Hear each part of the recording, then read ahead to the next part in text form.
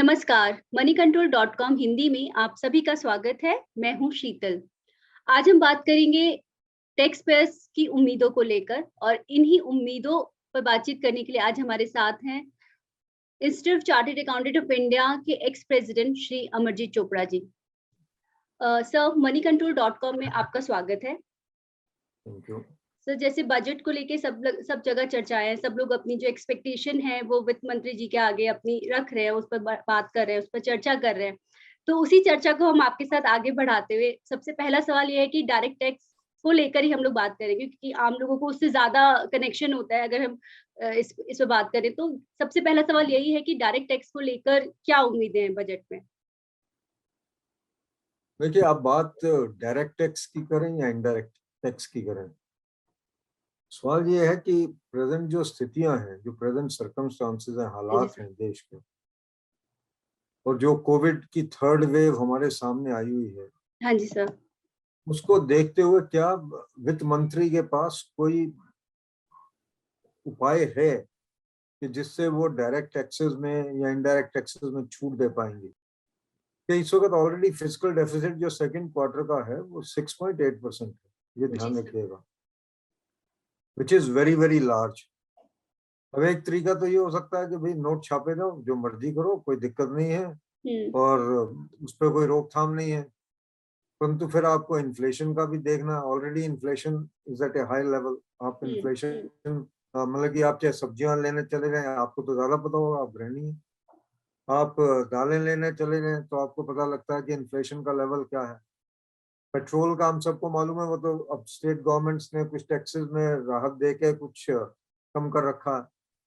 तो वित्त मंत्री के पास कोई बहुत ज्यादा है नहीं देने को। सच्ची बात तो ये है, चाहे वो डायरेक्ट टैक्सेस हो या इनडायरेक्ट टैक्सेस हो, अगर वो एक हाथ से देंगे तो कहीं ना कहीं दूसरे हाथ से लेंगे भी जरूर। ये मैं, हालांकि उसमें ये हो सकता है कि भाई आप प्रॉपर बैलेंसिंग करना चाहते हैं, कहीं पे कुछ लूप होल्स हैं, कहीं पे आप कवरेज करना चाहते हैं। जैसे अभी जीएसटी लगा, टैक्सेस के ऊपर लगा, टैक्सेस जो आप उबर वगैरह कर रहे हैं, ओला कर रहे हैं, उस पर जीएसटी आ गया।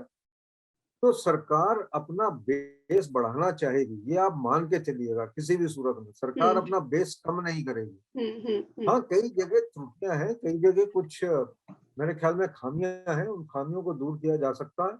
कुछ डिडक्शंस दी जा सकते हैं, कुछ जगह टैक्सेस बढ़ाए जा सकते हैं। आपको टीडीएस को मान के ही चलना पड़ेगा कि टीडीएस और लगेगा, टीडीएस कम नहीं होने वाला। Let's be very clear. Sir, जैसे बहुत समय से बहुत छोटी-छोटी डिमांड्स हैं। हम लोग जब एक्सपेक्टेशन और इंडस्ट्रियल सेक्टर वाइज़ हम लोग बात करते हैं। मैं पहले सेक्टर वाइज़ कुछ सवाल आपके साथ करना चाहूँगी। जैसे रियल एस्टेट सेक्टर जो है बहुत समय से डिमांड कर रहा है कि जो होम लोन की जो प्रिंसिपल पे डिडक्शन है वो एटीसी के अंडर मिलती है। उनकी बहुत समय से डिमांड है कि इसको उससे एटीसी से बाहर निकाला जाए और इसको अलग किया जाए ताकि रियल एस्टेट सेक्टर को एक बूम मिल सके। पहले तो ये कि क्या जो निर्मला सीतारमण जी वित्त मंत्री जी जो हैं, वो ऐसा इस बार कुछ कर पाएँगी? दूसरी एक डिमांड थी जो बहुत समय से जो एक टैक्स पेयर है, एक हम जैसा नौकरी पेशा टैक्स पेयर है, बहुत समय से ये डिमांड है कि जो एटीसी की डिडक्शन है, उसको बढ़ाया जाए। क्या इस तरीके का तोहफ़ा वित्त मंत्री जी हमें दे सकती हैं? क्योंकि कहा भी जा रहा है कि ये चुनावी बजट हो सकता है, क्योंकि 5 राज्यों में चुनाव है। क्या ऐसी-ऐसी छोटी-छोटी जो डिमांड्स हैं हम जैसे आम टैक्स पेयर की, क्या इस पे हमें कुछ हम उम्मीद कर सकते हैं कि हमको दिया जाएगा?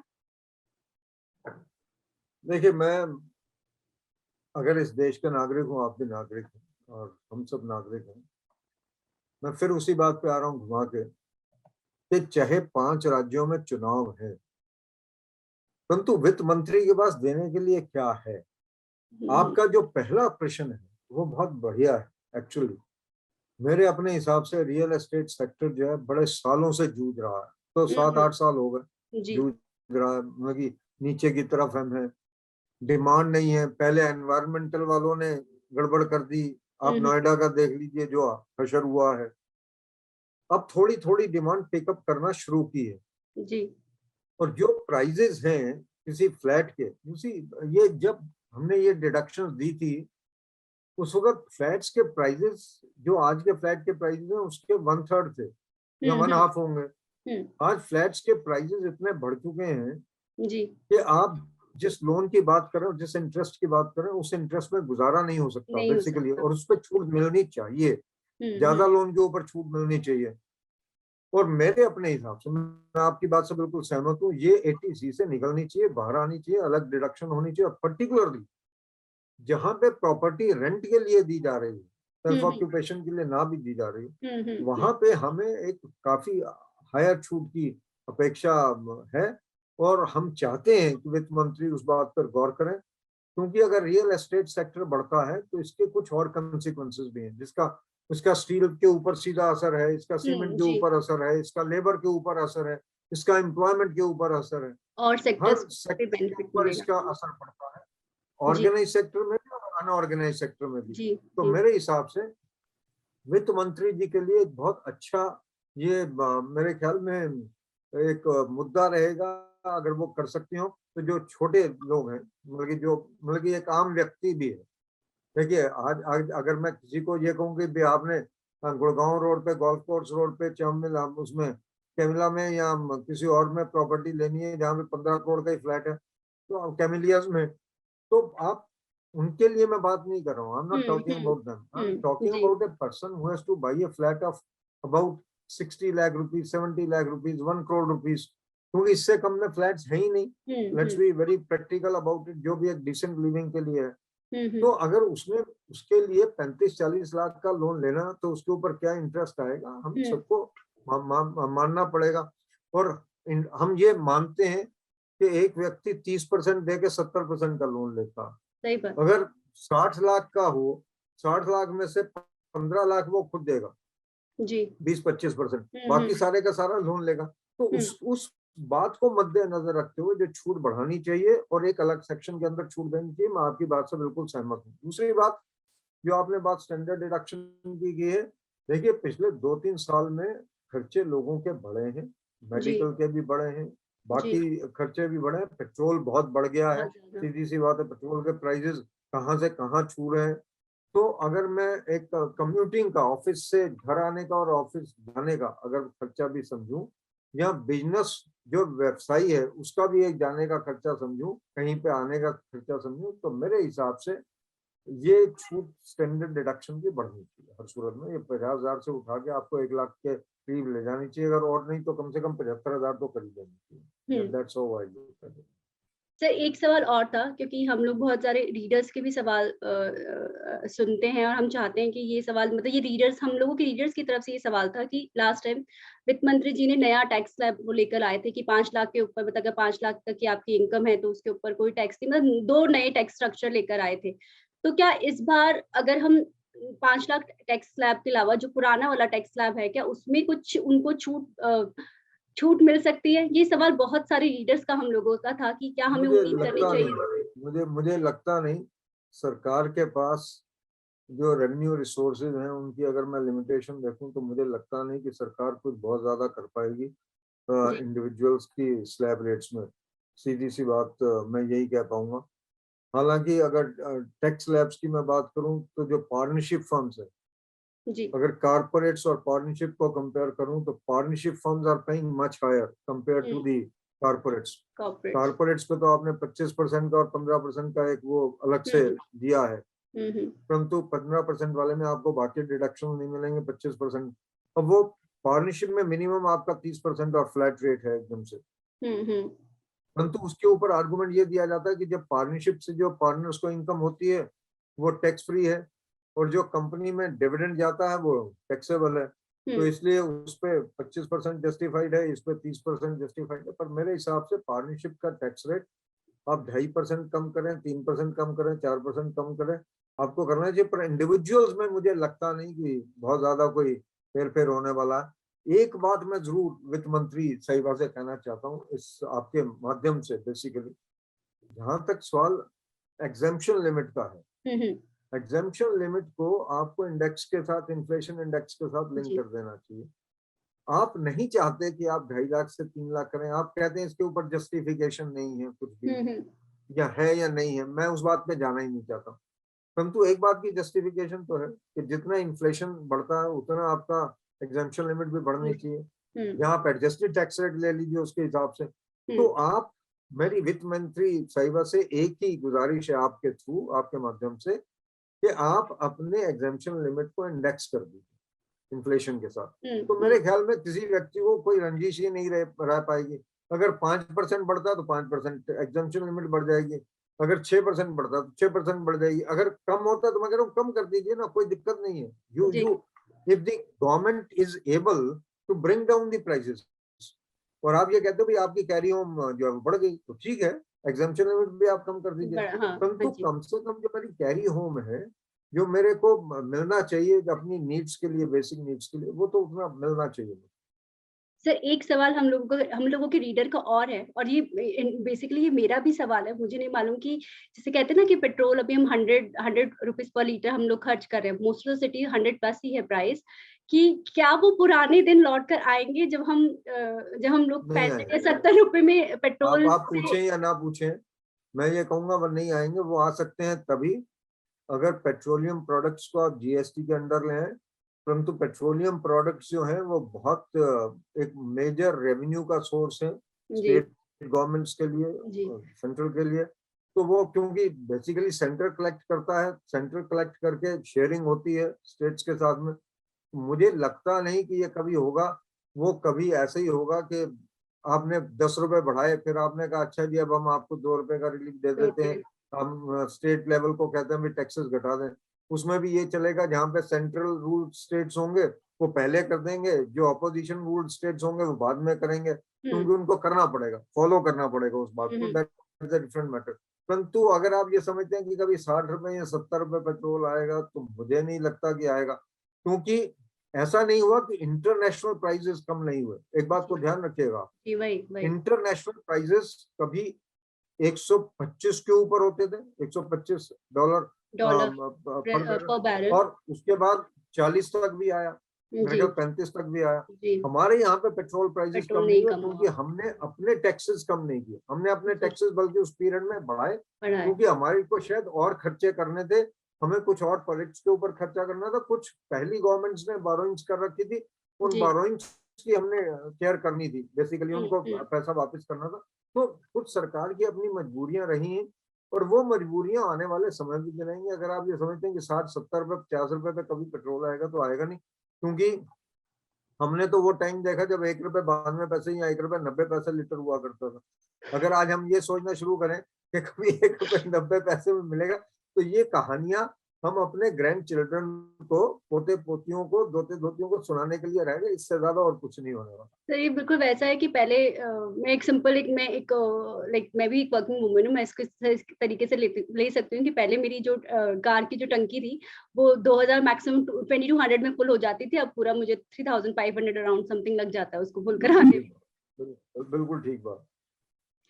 सर हम डायरेक्ट टैक्स और कॉर्पोरेट टैक्स की बात करेंगे। क्या कॉर्पोरेट टैक्स के लिए भी कुछ हमें उम्मीद करनी चाहिए कि हमें देंगे वित्त मंत्री जी कुछ छूट कारोबारियों को? कुछ नहीं मिलेगा, कुछ नहीं मिलेगा। बल्कि मेरा अपना मानना ये होगा कि वित्त मंत्री जी ये कर सकते हैं, अगर करना चाहें तो। ये तो हमारी सजेशन है। कभी अगर कोई व्यक्ति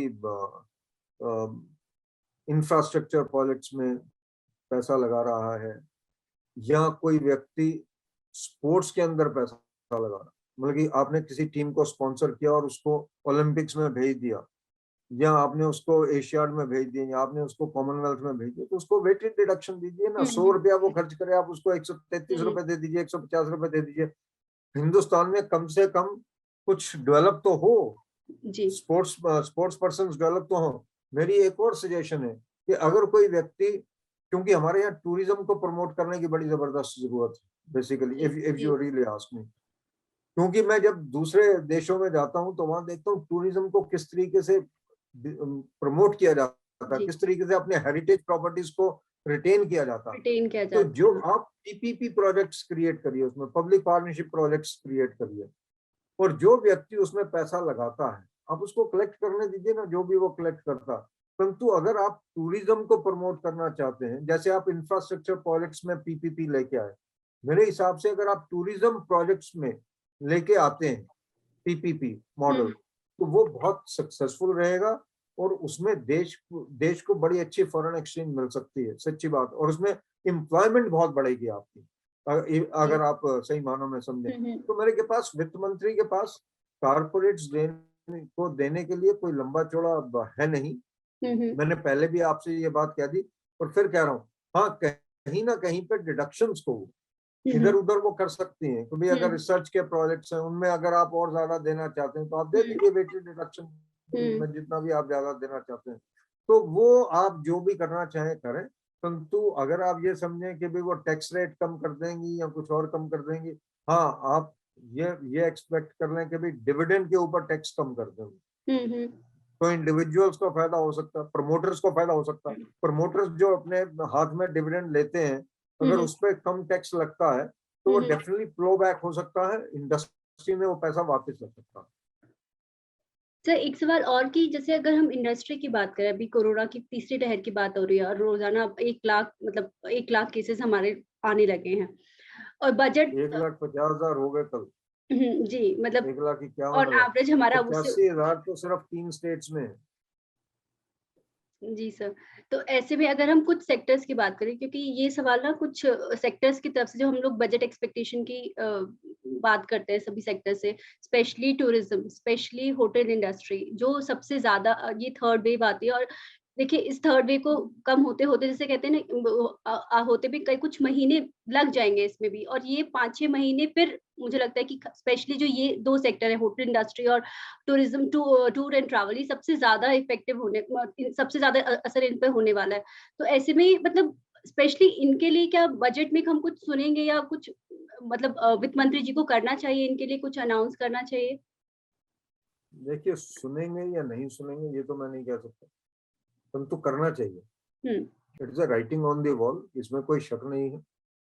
जब पिछली वेव आई थी, सेकेंड वेव पर्टिकुलरली आई थी, उस वक्त भी होटल इंडस्ट्री, हॉस्पिटैलिटी सेक्टर ने और आपके ये एयर एविएशन सेक्टर ने बहुत सफर किया, इसमें जी। कोई हुँ, शक नहीं हुँ, हुँ। है। एविएशन में तो कई कंपनीज बंद हो गई वर्ल्ड ओवर, अगर आप सही जी, मानों में पूछें जी। तो। और उसका असर अभी भी रहने वाला है। और उसका असर ये भी हुआ कि जब शुरू हुआ तो टिकट्स के प्राइसेस बड़े हैवी हुए, बहुत हाई जी, प्राइसेस गए। जी। जो ट्रेवल कभी आप कर सकते थे 2 लाख में, वो ट्रेवल आप 4 लाख में कर रहे थे या 4,50,000 रुपए में कर रहे थे। बेसिकली ये भी हुआ। तो वो बर्डन किसके ऊपर है? अल्टीमेटली तो आम आदमी के ऊपर है। तो आपको होटल्स को, आपको रेस्टोरेंट्स को, अगर रेस्टोरेंट्स बंद होते हैं तो ये अच्छी बात नहीं है ना, वहां पे भी काम तो कर ही रहे हैं लोग, हुँ, हुँ, अनएम्प्लॉयमेंट हुँ, बढ़ती है। हुँ।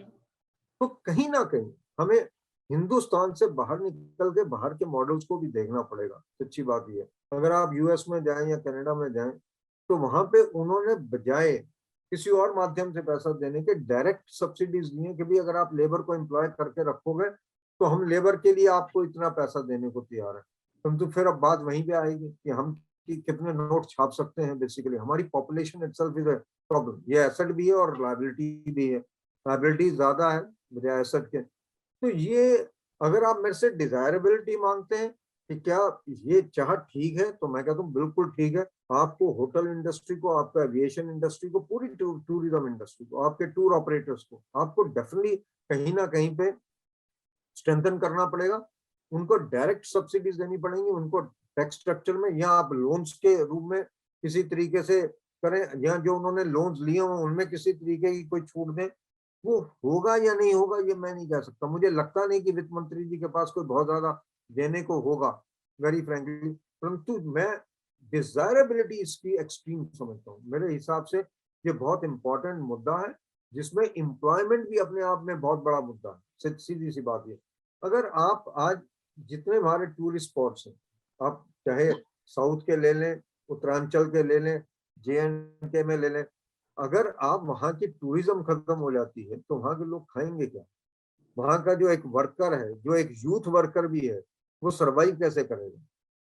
उसको और अगर सरवाइव नहीं करता है तो सबसे बड़ी प्रॉब्लम क्या होती है? Law and order problem. ये मान के चलिएगा, जो जी। हमारी सबसे बड़ी प्रॉब्लम है वो है हाँ, अनएम्प्लॉयमेंट की। और अनएम्प्लॉयमेंट क्या प्रॉब्लम क्रिएट करता है? लॉ एंड ऑर्डर की। तो अगर मुझे लॉ एंड ऑर्डर प्रॉब्लम को बचाना है तो हमें इन इंडस्ट्रीज को कुछ ना कुछ देना ही पड़ेगा हर सूरत में।